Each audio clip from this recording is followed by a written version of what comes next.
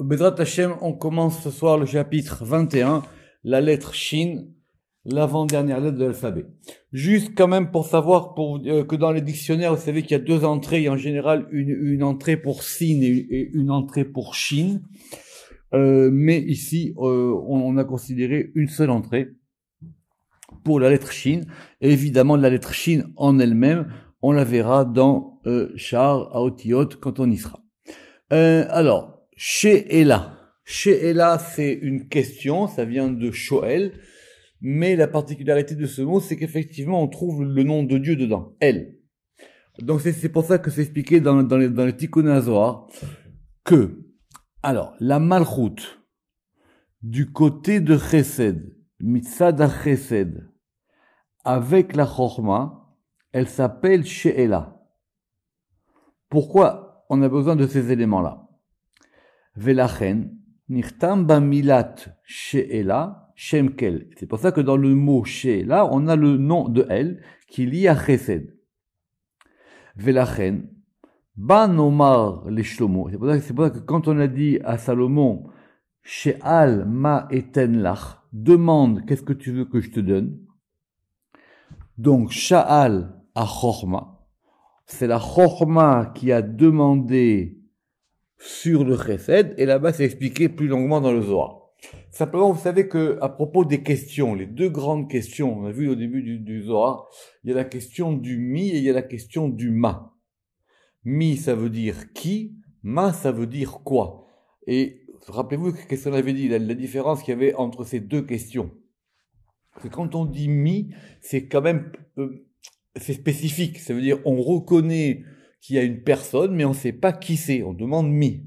Et quand c'est ma, on dit quoi, d'accord? Et évidemment, mi et ma, un, ça vaut 50, et l'autre, ça vaut 45.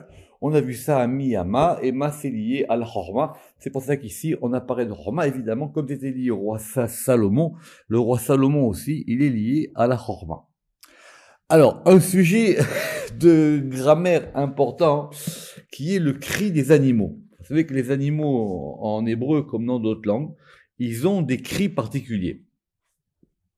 Alors, et c'est pas évident toujours de s'y retrouver comme en français entre le rugissement, le ululement, etc. Mais ce qui est connu, c'est le rugissement du lion, Sha'ag.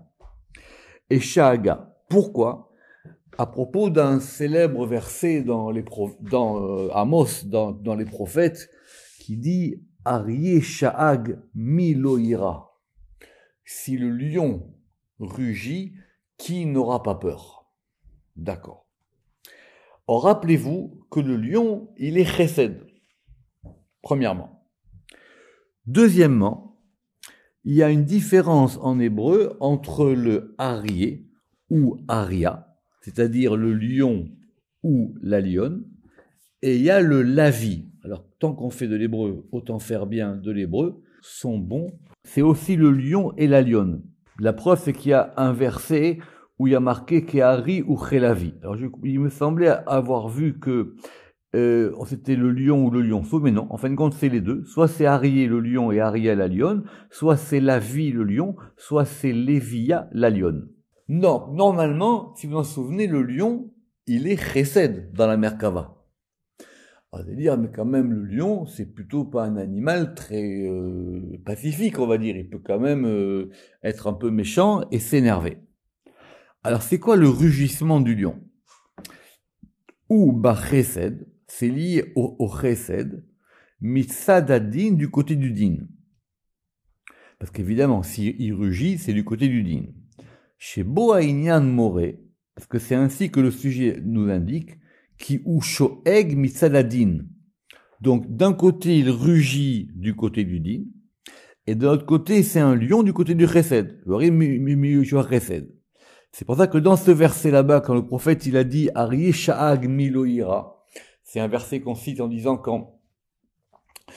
un peu pour parler de la colère divine, quoi. C'est-à-dire le lion rugit, qui ne pourra pas avoir peur. Et ça veut dire que même les choses qui sont du côté de Chesed, elles sont habillées dans le din, et donc du coup, c'est un moment où la crainte est plus prédominante. Alors, Seor, c'est très intéressant, Seor, pourquoi?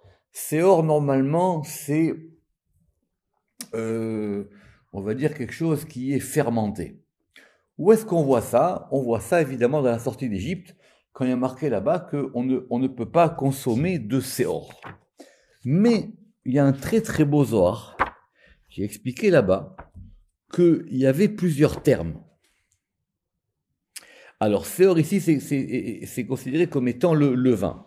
Donc, il y a le Seor et il y a le Chametz.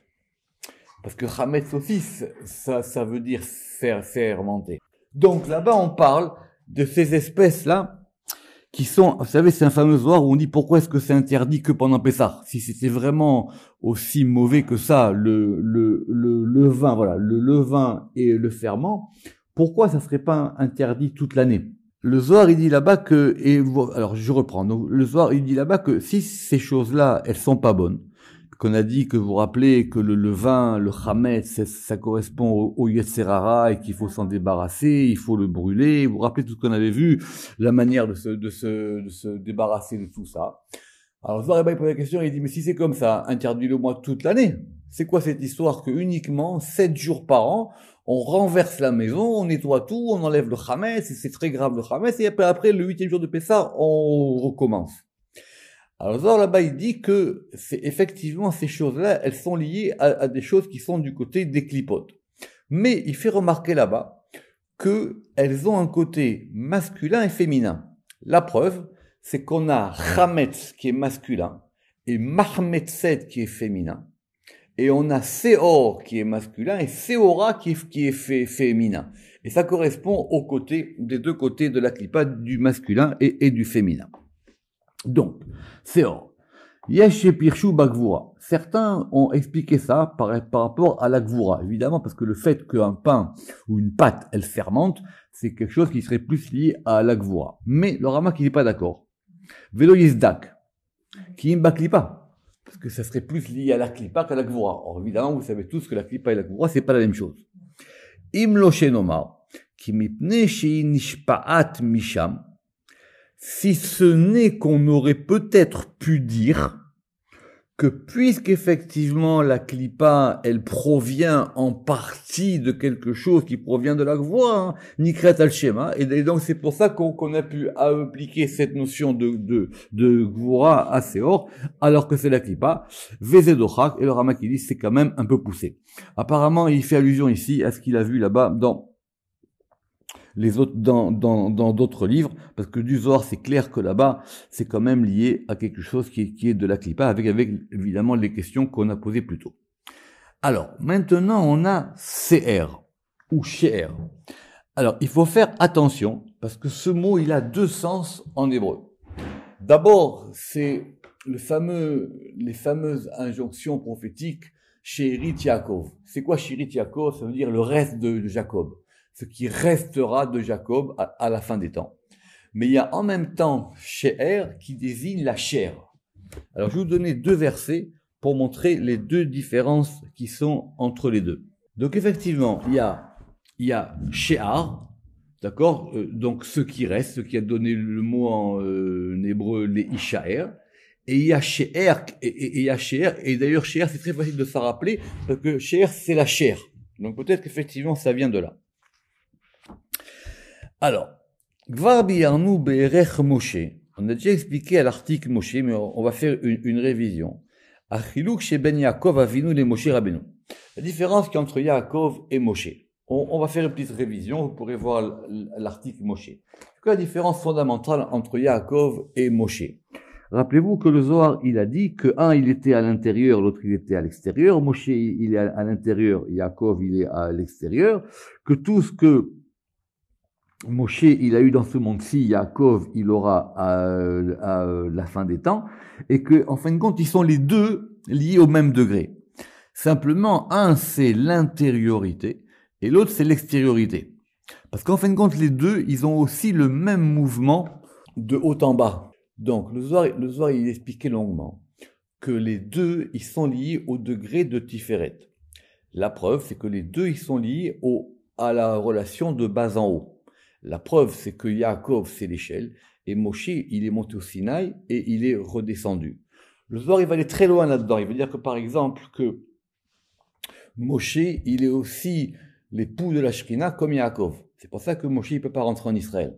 Parce que Yaakov, lui, il est en Israël, et que quand la Shrina, elle arrive en Israël, alors elle est entre, elle appartient, en tout cas, elle est liée à Yaakov, et c'est l'une des raisons pour laquelle Moshe, il est mort dans le désert, et il n'a pas pu rentrer.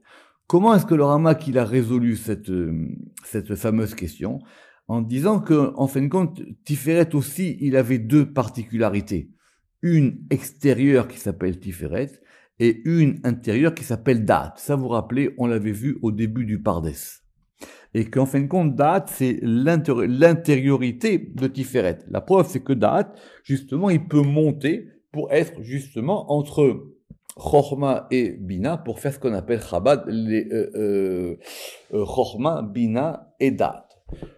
Et l'une des questions encore, c'est cette distinction, puisque le Ramak il en parle ici entre Yaakov et Moshe. C'est pour ça que, par exemple, quand on a les Ushpizin à Sukkot, en général, on met Moshe dans Netzach. Mais c'est pas exactement juste, parce que normalement, Moshe, il est plus lié à Da'at.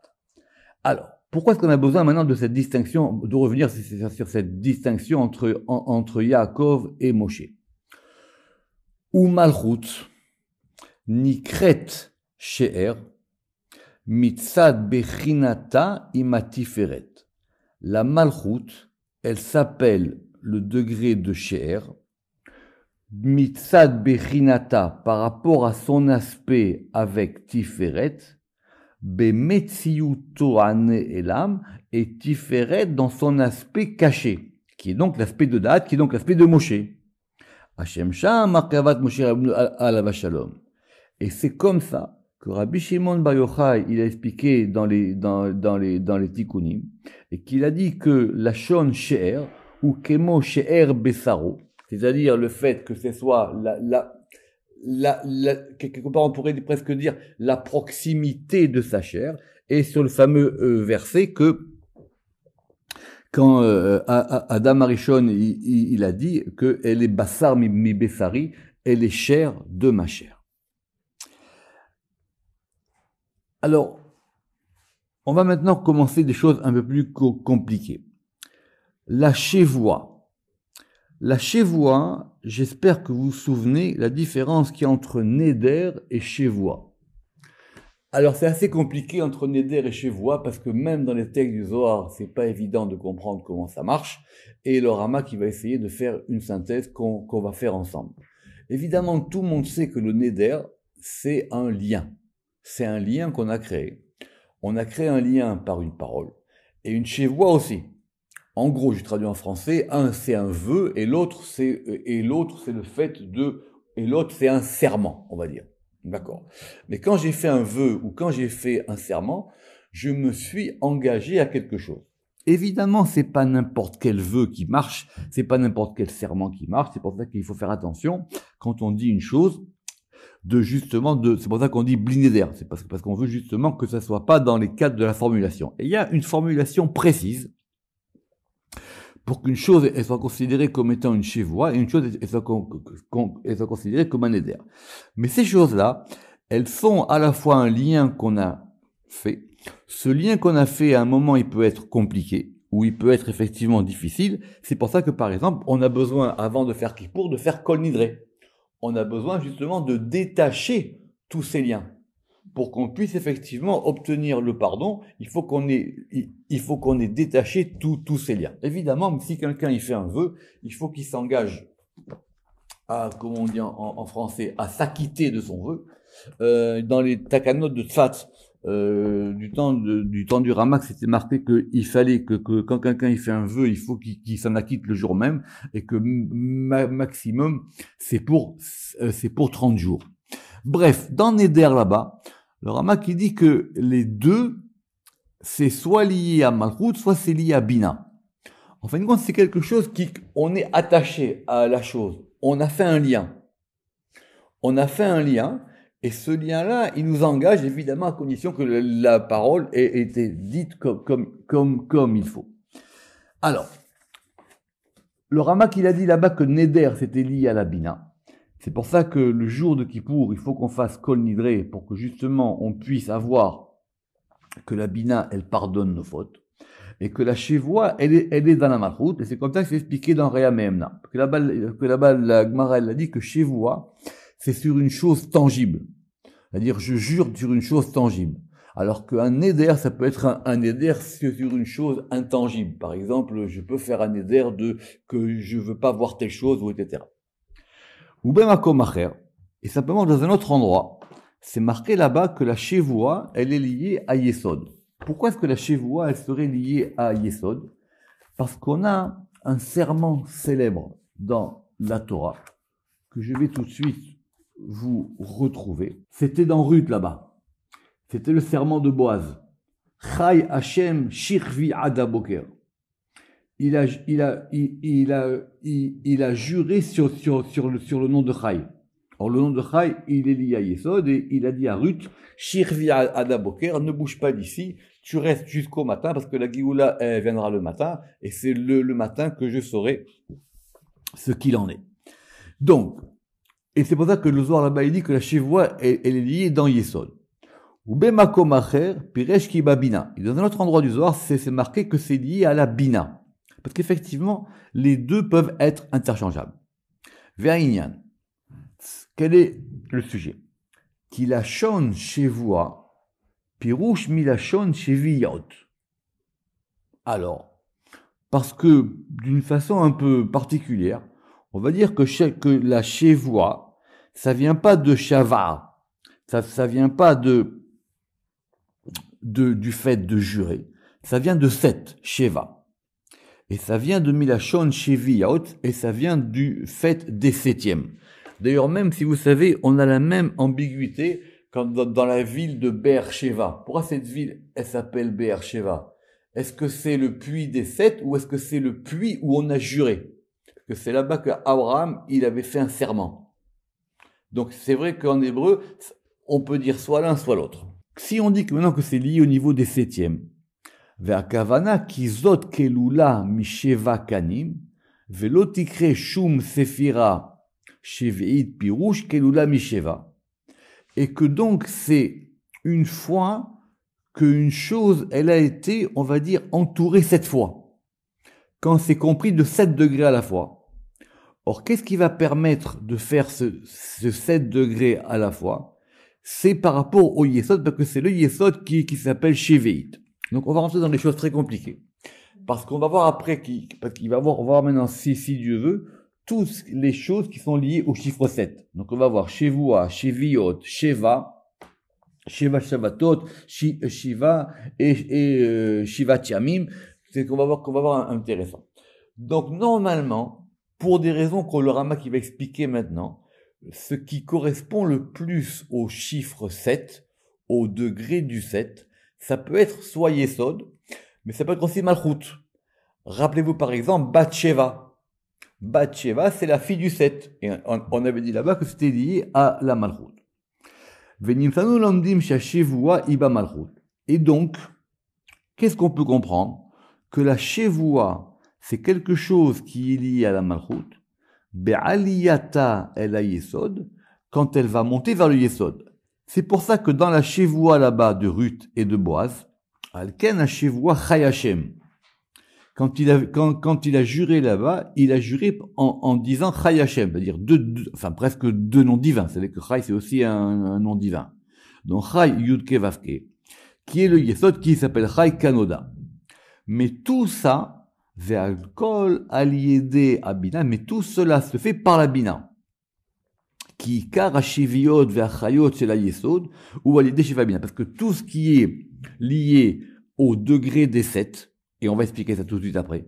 Et tout ce qui est au degré de la vitalité dans le monde, vous vous rappelez qu'on avait dit que d'où est-ce que provenaient les enfants? Vous avez vu qu'on avait vu ça dans le Tikkun HaZohar, quand on avait parlé de Bene Chayim Zoné. Et là-bas, le Tikkun HaZohar, il avait dit que c'était lié à la Bina. De toute façon, c'est simple, parce que la Bina, c'est la mère. Donc c'est elle qui procure la vie. Ve'u al yedei shefa abina. Ve'lachen ha-shevua tizdak al abina. Ve'ala yesod al malchut. C'est pour ça que shevua, on peut l'appliquer soit à bina, soit à yesod, soit à malchut. Mais, pour rester cohérent avec ce que le Ramak il a dit là-bas dans Neder, il avait dit que là-bas que Neder c'était quand même plus haut que Shevua. Donc il dit Veikara ba malchut, et que donc le principe c'est dans malchut, Be'alota el yesod, lorsqu'elle monte vers yesod, Ve'nichlalet sham shive kaveh menorah, et là-bas elle est totalisée des 7 branches de la menorah. En fin de compte, ça veut dire pour c'est quoi ces 7 branches? Ce sont les 7 influx qui font que maintenant les choses elles sont ensemble et que c'est ça qui va procurer ce serment. Mais attention, tous les serments ne sont pas mauvais. Il y a bien effectivement des serments que Dieu aussi il fait aux hommes. Donc ce serment-là, cette chevoua, elle est liée à ce degré du 7 et par le degré de la bina. Alors, commençons maintenant notre histoire du 7. Alors, premièrement, on a les septièmes. Évidemment, le 7, c'est un chiffre important dans la Torah. Quelles sont les occurrences du 7? Évidemment, la semaine, elle a 7 jours. Évidemment, la Shemitah, elle est au bout de la 7e année. Évidemment, le Yovel, il est au bout de 7 x 7, 49. De 49 ans. Donc, Kol Lashon. Attention parce que le Ramak, il va nous dire des choses très très complexes, donc il faut qu'on fasse attention. Kol Lashon Shevua. Toute fois où il y a marqué la notion de Shevua, de Shevi'i, du 7e, Sheva de 7, Vekayotsebo, à Kol Misitra dit Tzadik, tout correspond au degré du juste. Ce qui est un peu quand même, on va dire, étonnant. Ve'imiye Besfira Acheret, mais ça peut être aussi dans une autre Séphira. Pourquoi? Parce qu'il y a un langage obscur du Zohar qui dit comme ça. C'est pour ça que, comme ça que Rabbi Shimon Bar Yochai, il a dit dans le Tikkunim. Kol Sephiran Itkariu Sheviot Misitra Ditzadik. Toutes les Séphirot, elles sont appelées 7e du côté de Tzadik. Omnam, lo yitakenu asfirot mitzalat tzadik, mais les séphirot, elles ne peuvent pas s'associer à ce degré du tzadik et yesod si elles ne reçoivent pas de la bina. C'est comme ça que c'est expliqué dans le Tikkunim. Pourquoi? Parce que ce degré du 7, vous savez qu'il y a 2 chiffres importants, on va dire, d'après Abou Lafia. Il y a le 7 et le 10. Enfin, il y a le 9 aussi, mais en tout cas le 7 et le 10, pour être simplement. Le 7 et le 10, ils indiquent des cycles. Or, un cycle, c'est pas qu'on a terminé une chose. Un cycle, ça veut dire que maintenant, la chose, elle a pris un sens.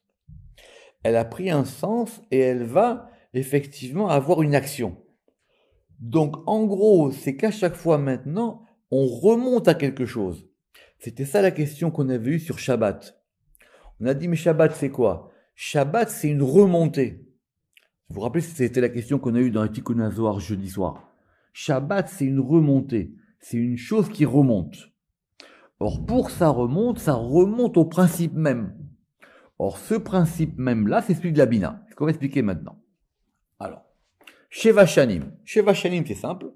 On a le principe de l'année. Alors, évidemment, une année n'est pas un jour, et un jour n'est pas un mois, et un mois n'est pas une semaine. On a fait, si Dieu veut, des articles sur qu'est-ce que c'est un jour, qu'est-ce que c'est un mois, qu'est-ce que c'est une année. Mais quand on dit au bout de 7 ans évidemment par rapport au Yovel, c'est la Shemitah. Pourquoi? Parce que c'est-à-dire on remonte au principe même des choses.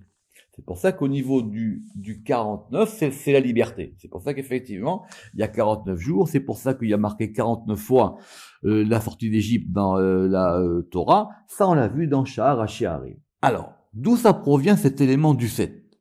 C'est là que c'est complexe. Alors, Sheva Shabbatot. Par exemple, il y a marqué qu'on a un principe de 7 Shabbats. Par exemple, où est-ce qu'il y a un principe de 7 Shabbats? Encore une fois, c'est les 49 qu'il y a entre Pessah et Shavuot.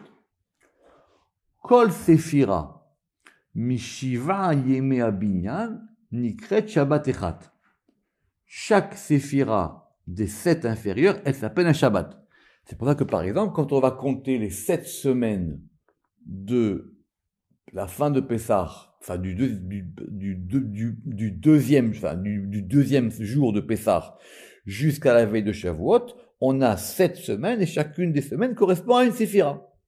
En fin de compte, 7 c'est un cycle, comme je viens de vous dire. C'est un cycle en éléments. C'est pour ça qu'on dira que la première semaine, par exemple, elle est Chesed, Gvura, elle est Tiferet, etc.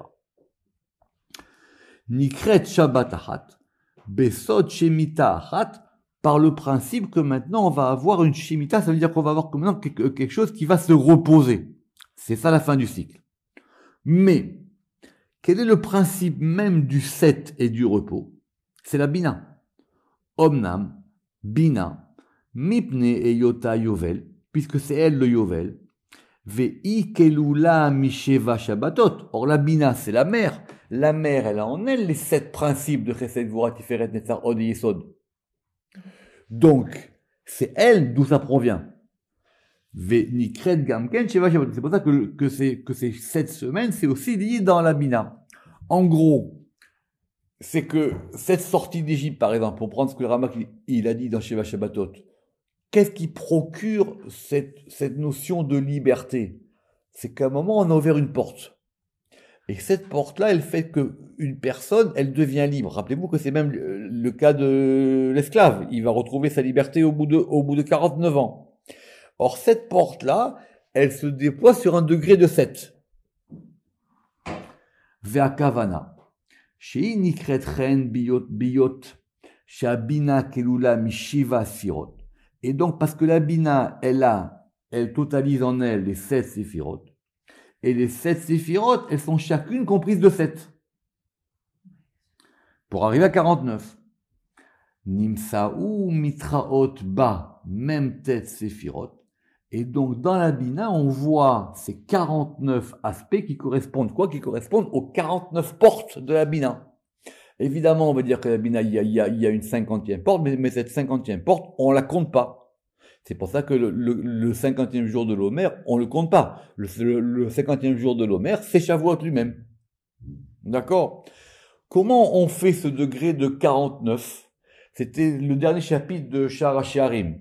Le Ramak dit qu'il y a plusieurs possibilités.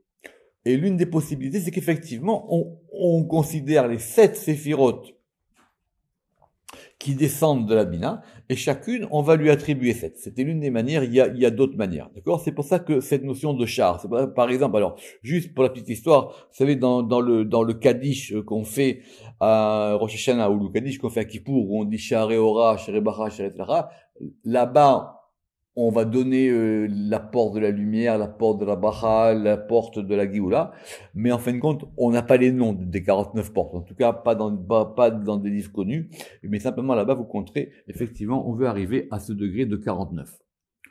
Ou Besod, même tête chaînée à Yovel, et ça correspond au degré des 49 années du Yovel. Pourquoi le Yovel, ça passe en année? Parce qu'effectivement, le principe de l'année, c'est aussi un cycle. Et donc, comme je viens de vous dire, tout ça a été expliqué longuement dans Sha'ar HaShe'arim. Alors, le principe de Shiva maintenant, 7. Pirouche Bazoar dans Parashat Emor, qui kol makom sheneemar b'Shiva lachodesh. Chaque fois où dans la Torah, on va dire le 7 du mois. Il y a effectivement des dates qui tombent le 7 du mois. Vechemadoumé. Aremez le Tiferet beyichud ha-chesed ve'ha-gevura, ça indique Tiferet en union avec Chesed et Gevura, parce que Tiferet il est 5e, Veshneem imo ha-reshiva, et 7 et 2 avec lui ça fait 7. Comment Tiferet il est 7e? Mipne shiu chamishi mimata lemala. Ah, d'accord. Excusez-moi, je reprends. Parce qu'il est 5e de bas en haut. Malchut, Yesod, Netzach, Od, Tiferet. C'est ça, Tiferet, il est 5e, et on va lui rajouter, Chesed et Gvura, et ça fait 7. Donc je reprends, c'est 7 quand on compte de bas en haut. Maintenant, cette notion de Shivat Yamim, les 7 jours. Piresh Bazoar, dans Parashat Acharemot, que c'est la Bina qui s'appelle 7 jours. Nikret Shivat Yamim. Mipne Shei Kolelet Betocha Shiva Yamim Shetartea. Parce que c'est la Bina, encore une fois, qui a en elle les 6 jours qui sont en dessous. Et dans Parashat Miketz, pourquoi dans Miketz? Parce que vous vous rappelez là-bas que dans Miketz, le pharaon, il avait rêvé de 7 aussi. Vous vous rappelez, il avait rêvé tout à fait, les vaches et les épis. Qu'il est mal, em shivat yamim elyonim, parce que en haut, il y a 7 jours supérieurs, et en bas, il y en a 7. Ve'em shiva beshiva, et ça fait donc 7 et 7, ça fait donc 14. Juste pour terminer. Si c'est comme ça, pour répondre à la question qu'on a vue sur le Shabbat, ce qui vient ici de nous dire ici que le principe de 7, quand on arrive à cet élément du 7, on remonte dans la Bina. Donc ça veut dire que si on compte simplement, par exemple, on va dire que dimanche c'est Chesed. D'accord? Dimanche c'est Chesed, lundi Gvura, dimanche, lundi, mardi, mercredi, jeudi. Et vendredi. Donc on a dimanche, lundi, mardi, mercredi, jeudi, vendredi. Vendredi c'est le 6. Le 6 c'est Yesod. Et Shabbat c'est Malchut. Le 7 il pouvait être Yesod. Et que le 7 c'était aussi Bina. C'est ce qu'il a dit. Il a dit c'était soit Bina, soit Yesod, soit Malchut. Parce qu'en fin de compte, ça, c'est quelque chose qui remonte tout seul. C'est pour ça qu'on a cette fameuse bracha de Ashkivenu, ou Fros Alenu Sukat Shalom, où on demande le vendredi soir que Dieu il nous recouvre de sa tente de paix. Parce qu'on est maintenant directement sous les ailes, comme dit le Zohar, sous les ailes de la Bina. C'est comme une mère qui étend ses ailes pour recouvrir et protéger ses enfants. Et donc ça se fait comme ça. Donc du coup, on voit bien que Shabbat, c'est d'une part, c'est vrai comme il avait dit le monsieur que c'était la sphira qui reçoit, mais c'est une sphira qui reçoit et qui en même temps, elle s'élève, elle est en mouvement. Et quand elle va s'élever, ça fait ce degré-là. Ce qui nous permettra donc de comprendre de façon j'espère plus claire, la prochaine fois, ce qu'on dira à propos de Shabbat. Baruch Adonai Le'olam. Amen ve Amen.